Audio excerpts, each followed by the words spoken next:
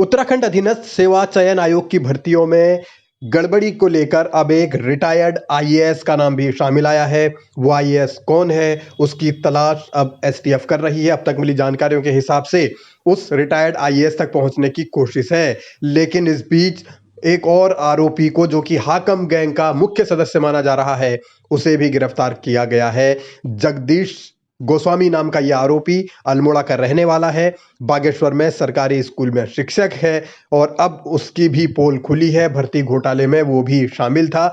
जो नकल का इनका मेन सेंटर था, वहां तक ये आरोपी छात्रों को ले गया था। यानी जिस तरीके से पूरी की पूरी स्क्रिप्ट एक हाकम ने तैयार की थी, उसी आधार पर तमाम जो उसके गैंग के सदस्य थे, वो सभी छात्रों को जिनसे इन्होंने रुपये लिए और उसके बदले नकल करवाई, वो धामपुर इनका नकल का सेंटर था।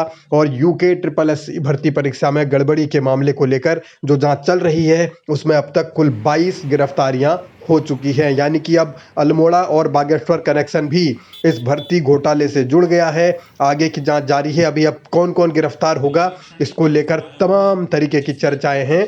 लेकिन इस चर्चा के बीच उत्तराखंड में 3 और भर्तियों की जांच को लेकर जो लगातार मांग उठ रही थी, वो जांच भी कराने के आदेश धामी की ओर से दिए गए हैं। और पुलिस ने एसटीएफ को कहा है कि वो इस मामले को भी देखे, जिनमें फॉरेस्ट गार्ड भी शामिल है और इसके अलावा सचिवालय रक्षक है और सहायक जुडिशरी की भर्ती है, जिसकी भी जांच अब एसटीएफ को सौंपी गई है। यानी कार्रवाई यहां भी होगी।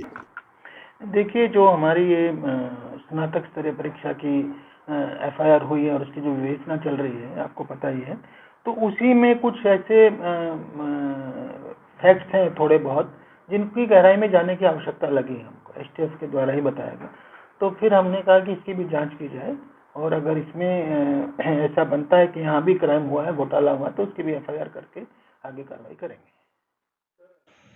एक के बाद एक हो रही गिरफ्तारियों से ये तो साफ है कि हाकम का गिरोह सिर्फ एक एरिया, एक जिले तक सीमित नहीं था, बल्कि हर हिस्से में उसके जो शागिर्द हैं वो फैले हुए हैं। और जिस तरीके से उनको अब गिरफ्तार किया जा रहा है, उससे कड़ियां जोड़ी जा रही हैं और हर रोज़ एक न एक गिरफ्तारी जरूर हो रही है।